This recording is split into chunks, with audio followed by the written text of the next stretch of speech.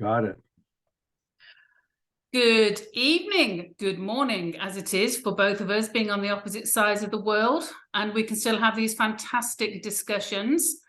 How are you today? Oh, I'm good.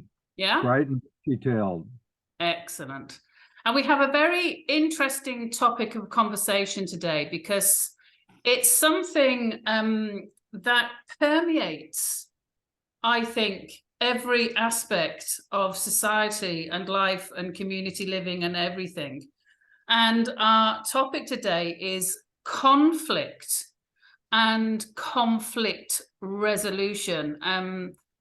It's in everything, isn't it? Everywhere you look, every kind of aspect. And I was wondering, I know you must have had so much experience dealing with conflict with children and adolescents and obviously adults.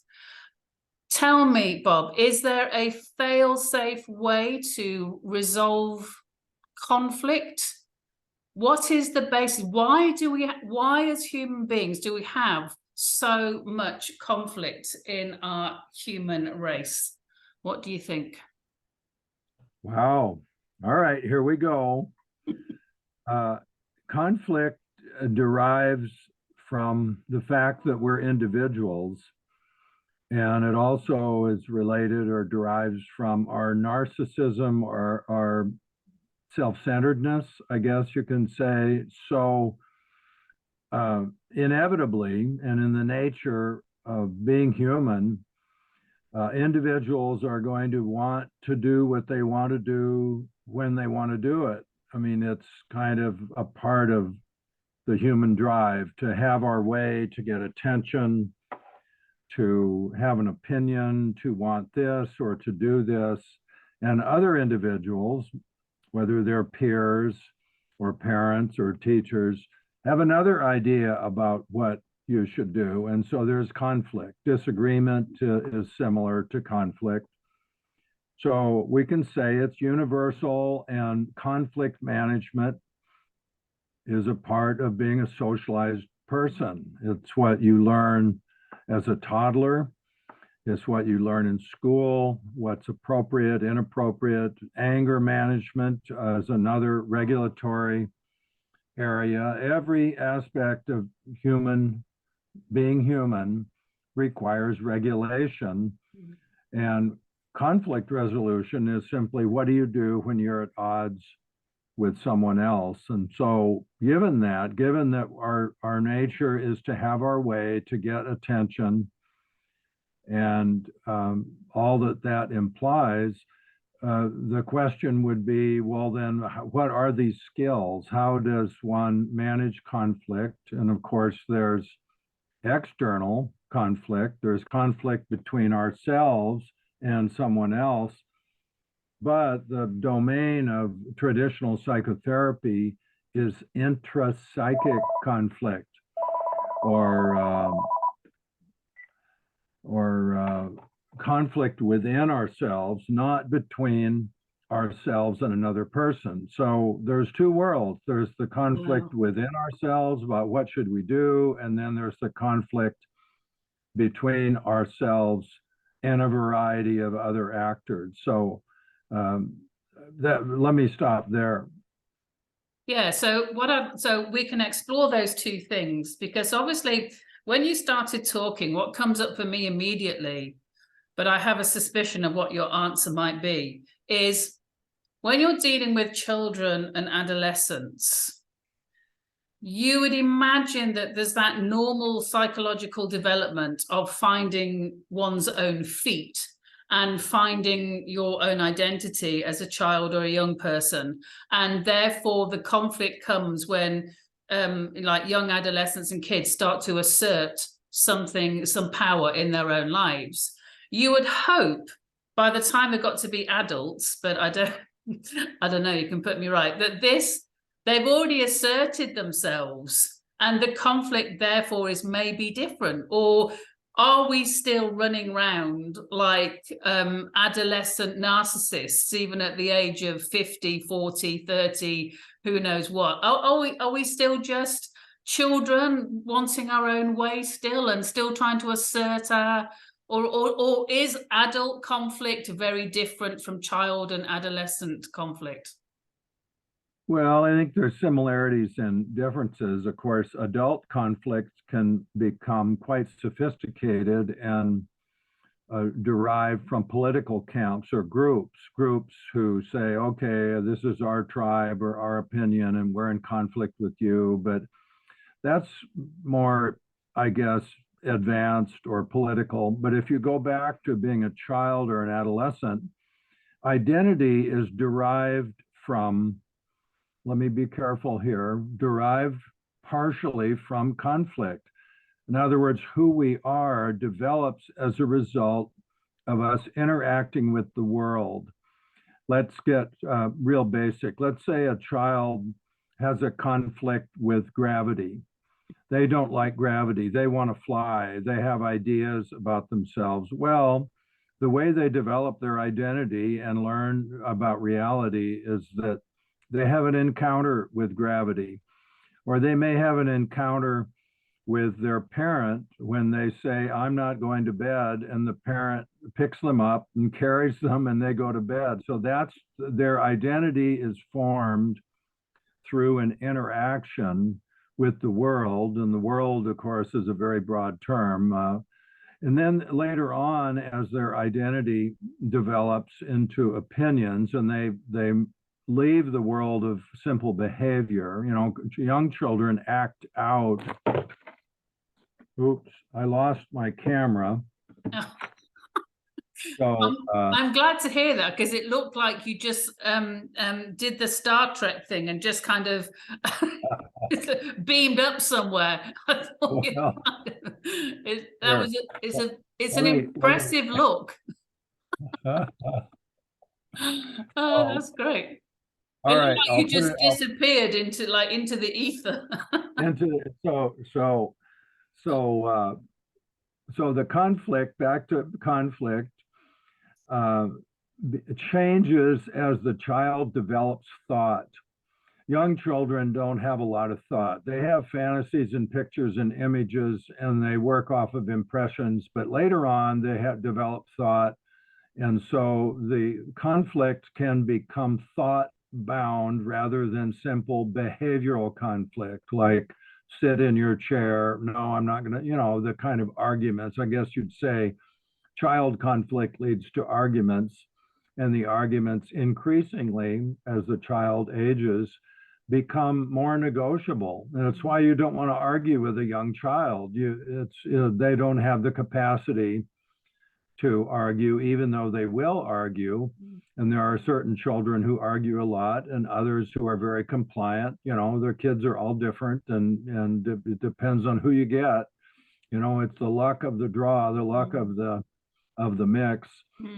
So moving, you know, the more you move up the ladder of development, the more capacity you have to represent yourself with ideas rather than just impressions or a behavioral, like I want this, I want that. It becomes more ideational. And so conflict moves into the realm of ideas and debate.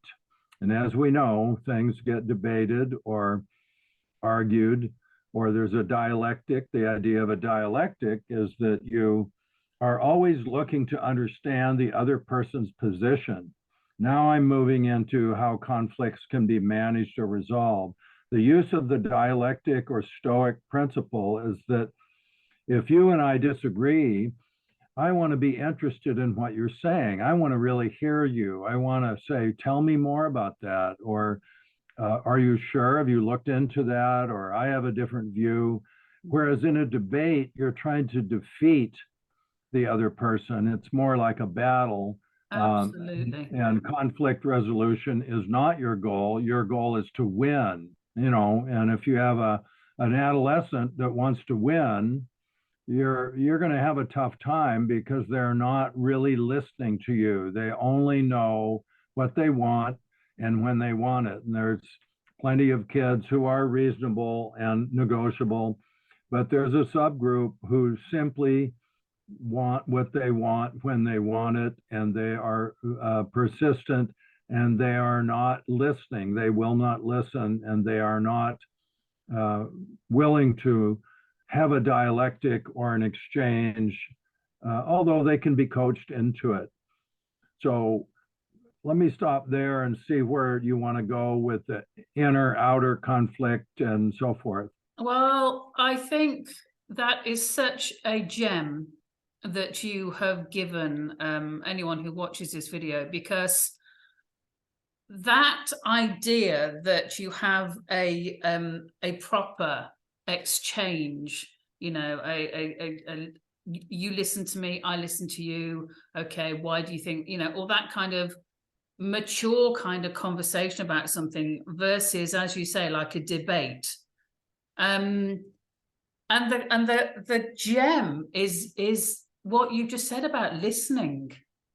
Because when you see, I mean, obviously when you've got toddlers, it's just, you know, it's obviously them just repeating what they want over and over. I hear it in supermarkets, and poor mothers, you know, trying to just keep their you know, themselves sane, and you've got toddlers just shouting out what they want constantly for 20 minutes.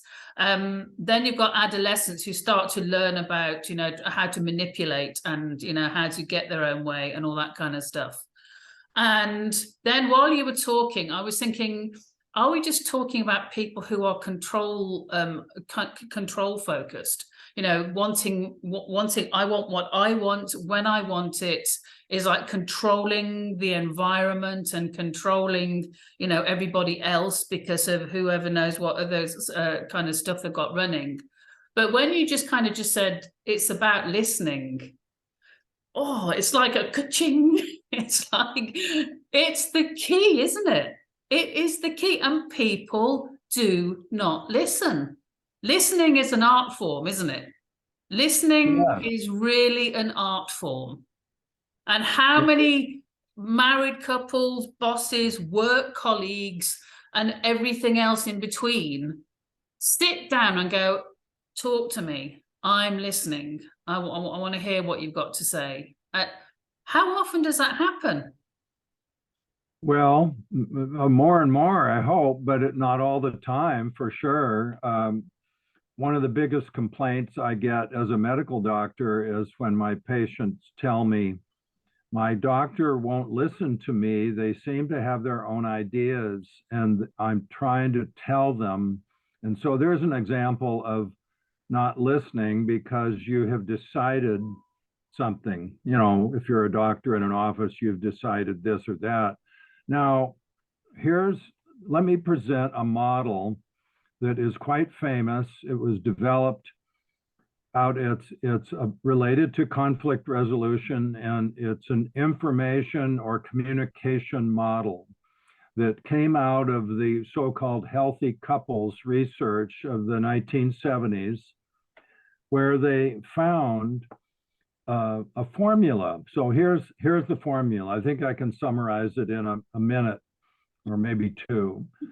That first, if you have conflict with someone else, this is not intrapsychic conflict, although you might pull that off too, but this is if you're in a marriage or a relationship with someone and there's conflict, let's say at work. First, you try and structure the communication, and you make an agreement. You make an appointment. So point one is you make an appointment to discuss something. You go up to somebody and say, you know, we've been having issues. I have something I want you to listen to. I have some things I want to say. Can we get together? And the person says, well, not right now, but next week. Okay, next week. So you get an agreement. And then you go and you say, I also want you to agree to hear me out and to listen to me and try and understand what I'm saying. Okay, yes, I'll do that, even though the person may not want to do that because they've got their mind made up. And then you say, no exits. You cannot abandon. You have to listen through. No exits, no interruptions. Your job is to listen. So here's the contract. You're going to listen to me.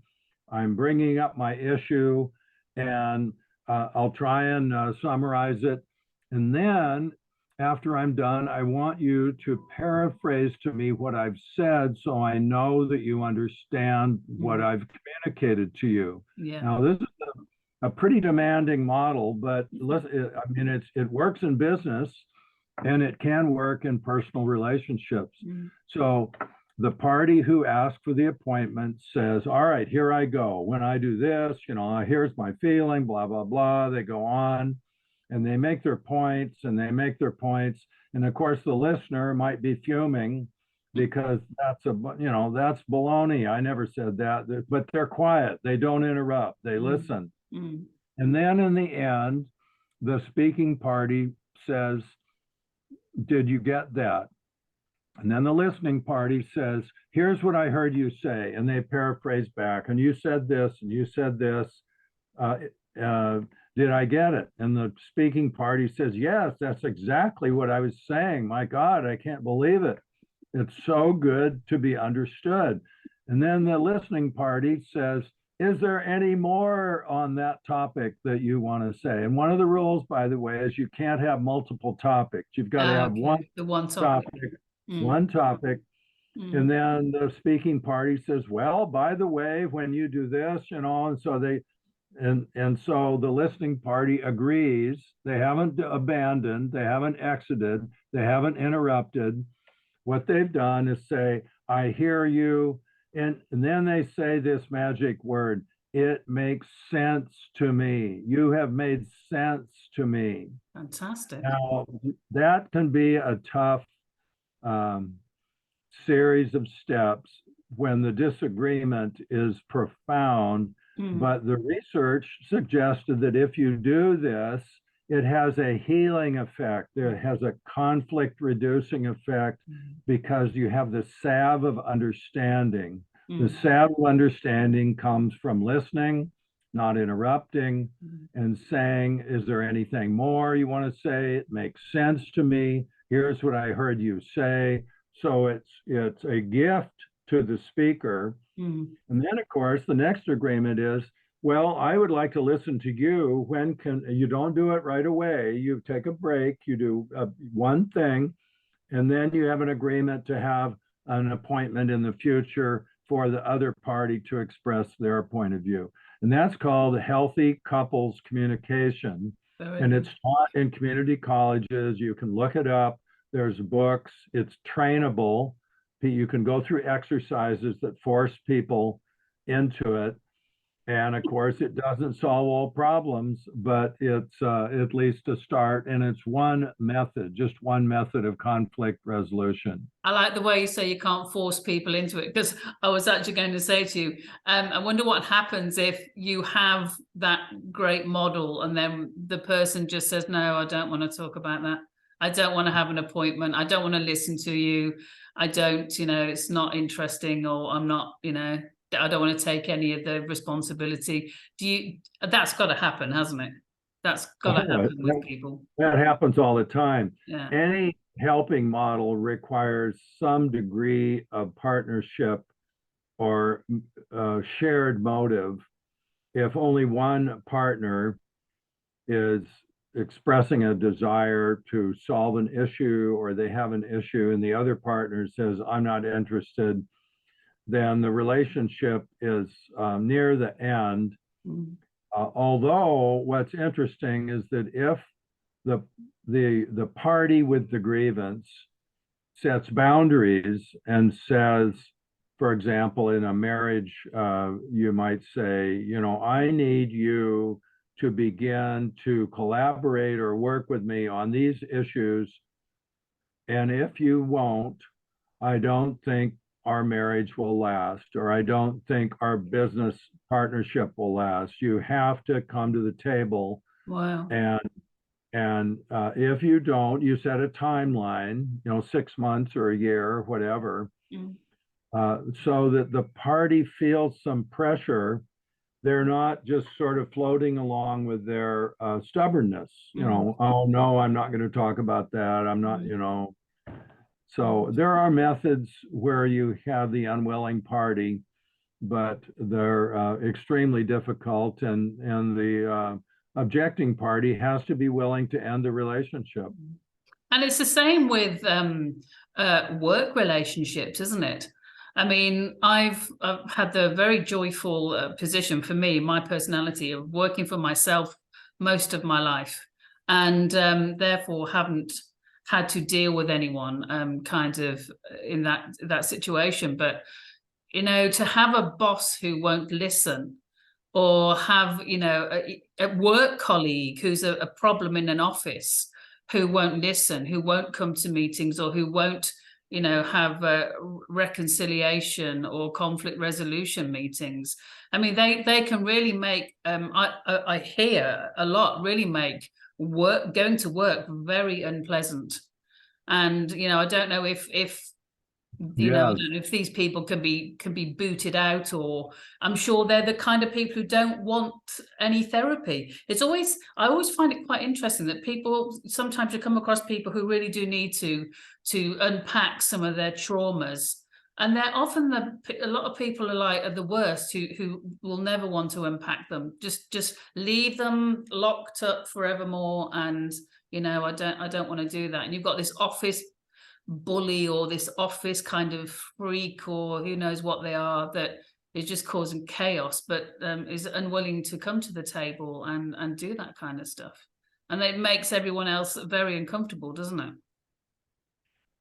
Well, I mean, of course, I guess you can say those are defended people. And actually, it's pretty common to kind of live with your trauma. The trauma becomes a part of your character, and it's in your memory banks. It's a part of your defensive profile that makes sense. If you look into it, you can kind of see how it makes sense that a person would be kind of prickly about certain topics, or so-called triggers. You know, they get triggered or activated.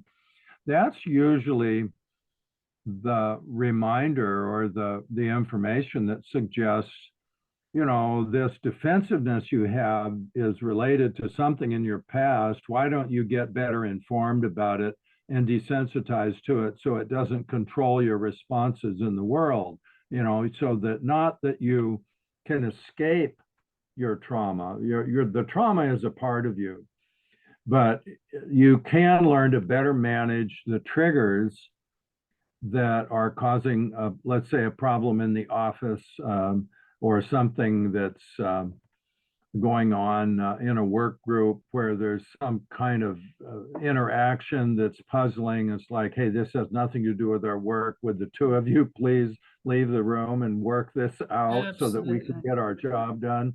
And maybe they do, and maybe they don't. So it's all a matter of getting people to agree to at least kind of take a look at their own behavior. And there is a class of person, you know, as a psychiatrist, we have words for all these different traits and categories. Externalizing people are people that tend to see everything outside themselves. If there's the joke, one way of putting it is that a person will look around and say, oh, who set all those brush fires? Look there's a fire there, there's a fire there. And of course, the parent, this is a child talking, and the parent says, you did, you're the one who set all those fires. Don't you see what you're doing? And an externalizing person has a hard time seeing themselves in the world. They only see what's in others. And of course, that's called projection.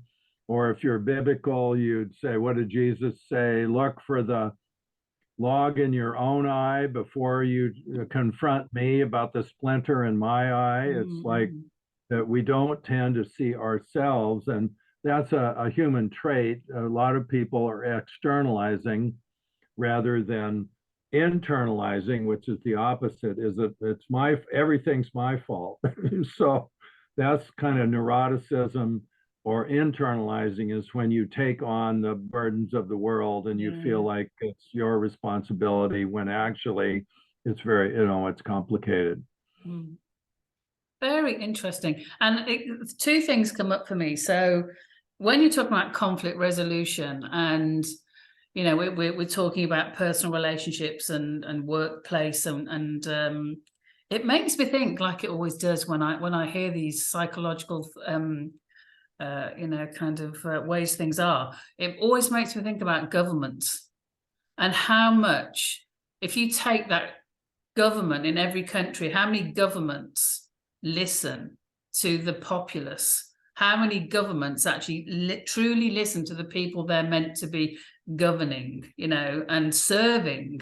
I always think, governments forget that they're meant to be serving the people. And I think in our sorry to always find somehow a way to get back onto politics, but I do think there's I always think there's these nutters, these psychopaths in charge.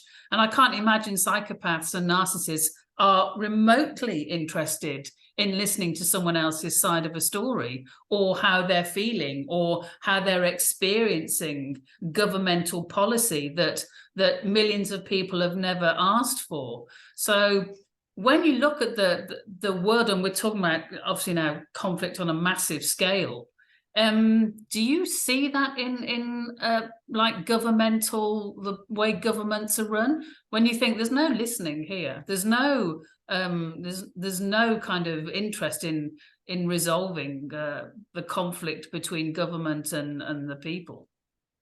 Well, now we're jumping to political philosophy, and I'm happy to do that because I have an opinion about it, so why not? That the ideal, there's this term American exceptionalism that is badly misused as having something to do with being number one or being it has nothing to do with any of that. What it has to do with is a form of government that put the individual in a sacred position, and it humbled the government. The government was supposed to be responsive to the population through representation. Yep. But the truth is that can get corrupted or co-opted. And it most certainly has, because if you listen to polls, what the government is doing is at odds with the populace, the popular will. This is called populism. And the opposite of populism is elitism, the idea of technocracy, or that the smart people should be running the world and they know best, and so forth. But the exceptional thing about the United States and some other countries, I think, is that we designed a balance of power that I learned about in 8th grade that is no longer taught in American schools. So Americans have lost their ability to realize what is truly exceptional about the structure and the political design of government.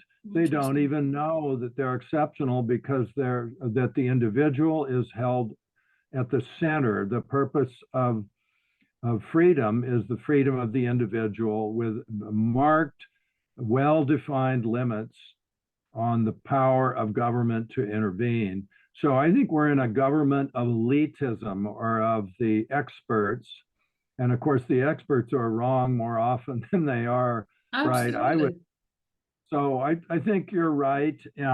But you do not do relationship style conflict reduction in politics. Politics is war without weapons. The power, the people who want power are willing to do anything to keep it and expand it. And there's the party, the battling parties are supposed to guarantee the populace that not one party will take over. If we get into a one-party system, that's basically tyranny. Tyranny is one-party system. So, but that's all political, and talking to a partisan in the way that I described, with please listen to me and don't interrupt me and tell me you understand, that's not going to happen. Partisans are not interested in listening. They're interested in power. They want power. So that's a different domain. A comparison might be an extremely self-centered, power-seeking marriage partner who is not going to listen. You might say they're like a partisan. They're just not going to listen, and they're going to, and then the only thing left for the other party is to distance themselves and develop their own life. You know, there's a variety of skills, but politics is war without weapons. Wow, that is really, you know, and it really is, isn't it? And the more, I mean, I know I'll only just touch on this because I want to ask you something else. But it's funny how you do hear people say a lot in different countries now, how basically more and more political parties do just seem to, you know, they're all friends behind the scenes, aren't they? And they just appear to be different, but basically they're all getting backhanders. They're all, you know, in it for themselves, and they definitely are not listening to the people who they are meant to be serving. And that takes me on to we've got a few minutes left, and that takes me on to, it is, I mean, this can be anything. The type of person who has internal conflict. I mean, you would think everybody would have internal conflict, but that's me projecting my own kind of, you know, stuff. Yeah, Right. and I think actually, yeah, that's kind of what I was actually thinking. I thought, but actually, when you think of some people, tell me about that. People who do and do not have internal conflict. Well, internal conflict is very human, and it is widespread, but there are a subset of people who are not conflicted. They just charge ahead, and they don't have internal conflict. They don't have doubt. They don't have something that would cause a debate within them. Should I do this? Should I do this? And of course, intrapsychic or within the self conflict could be about any number of things. It could be about, should I lie? Should I not lie? Of course, there are liars that have no conflict about lying. They just lie and they just charge ahead. But most people, when they lie, if you look at a child, they'll lie and they might have some moral struggle, intrapsychic conflict. And then, of course, that develops as they become older. Then they're going to have more conflict about what to do. Should I do this? Should I, you know, what about peer pressure? Should I be should I do my homework or not? Should I go out and play or not? Should I do, you can make a list of life choices where the conflict and working out conflict is the beauty of being alive. So you're trying to figure things out. And if you're a wise child, you do have conflict. And so I always have thought that conflicted people are capable of caring. They're capable of wanting the truth. For example, what is the truth? Is the truth this or is the truth this? And then, of course, you have the physical world where there are opposites or conflict. You might say there's up and there's down, and there's dimensions that you can move in that force a person to realize what the real world is. And so conflict is how we learn. We go through our conflicts, and in psychotherapy, people come in and say, well, I'm really anxious and conflicted. Well, let's talk about it. And then you unpack it, you discuss it, you get better informed about understanding your conflicts. And lo and behold, you become less anxious, you become more clear, you resolve the conflict. It may not disappear, but you kind of decide, even though I'm ambivalent about this, this is what I want to do. Thank you for the discussion, which can happen among friends. Friends talk through things. Yeah. And at the end of the discussion, the one friend would say, it's so good to talk to somebody who will listen to me because I've worked out my own answer. And that's what you want. As a therapist, you want the patient to work out their own answer. And you're kind of saying, well, good job, or what about this? What about that? And then lo and behold, a person will come to a point of reduced conflict. It doesn't disappear. You get conflict reduction, anxiety reduction, mood improvement. Your mood improves when you're less torn. If you're always torn all the time, it's exhausting and you're tired and you feel bad about yourself. And why can't I do this? And So you get, hopefully get the drift about inner conflict and how that can be worked out in a way that's a little bit similar to the outward model that I mentioned, but it's conversational and it's better. It's actually talking out loud. Here's a recommendation. If you're in the car alone, talk out loud, because speaking your thoughts improves the dialogue. If you're just ruminating, you're in your own world, you're ruminating, there we go, obsessing or ruminating. It doesn't get worked out as well as if you talk out loud, but that could get you in trouble if somebody sees you talking to yourself. You have to be careful. But it can help.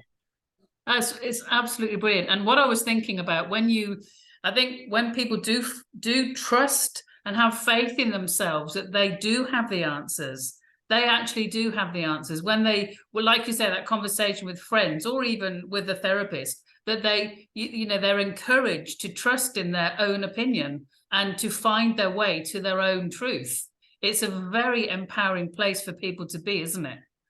Of course, that requires the therapist to not want to feed their ego. Yeah. Like, oh, doctor, thank you so much for that brilliant insight, is not so much as useful as the doctor not having something to say, but they bite their tongue and they let the patient or the client work it out for themselves. And then the client gets to feel good that they've figured something out. Absolutely. And the doctor's done their job by nodding and saying, go ahead, say more about that, or what about this? And it's something we want. We want people to be able to sort themselves out through either an educational method, and there's a self-authoring. You can do self-authoring. Jordan Peterson has a program of self-authoring that has really pretty dramatic results according to his report of measurements for people who want to, without paying a lot of money, work out their inner conflicts. And kind of what do we say? Sort yourself out, figure out who you are, get yourself pointed in a direction. But what if you want to go this way, but you want to go this way? And so you have this conflict. And the education and life are supposed to help you point yourself so you can accomplish something and become more skilled and move into the future, achieving goals, which is also something that comes with maturity. Many kids don't have goals. They say, whatever, that's an adolescent thing. Whatever, I don't care. They're not mature enough to realize there's a world and that you need to engage the world and prepare yourself for it. That's a very good recommendation if people want to look up Jordan Peterson's, what did you call it? An audio course? Self-authoring. Self-authoring, sorry, yeah, authoring. Self-authoring. I'll try and find it, and I'll put a link in the description of the video. So we're out of time, and you've given people some really good gems there, Dr. Robert Sands. Thank you so much, because sometimes people don't want to go and see therapists. They don't want to kind of put it on the line. So if they hopefully come across a video like this where they've actually got some answers and some things to work on, then that's absolutely brilliant. So good. Yeah, fantastic. Thank you so much. Good talking to you, Diane. It's wonderful. It's a very stimulating conversation, and again, something that is so prevalent in our society that we really need to work more on listening and working those kinds of things out. So thank you. Lovely to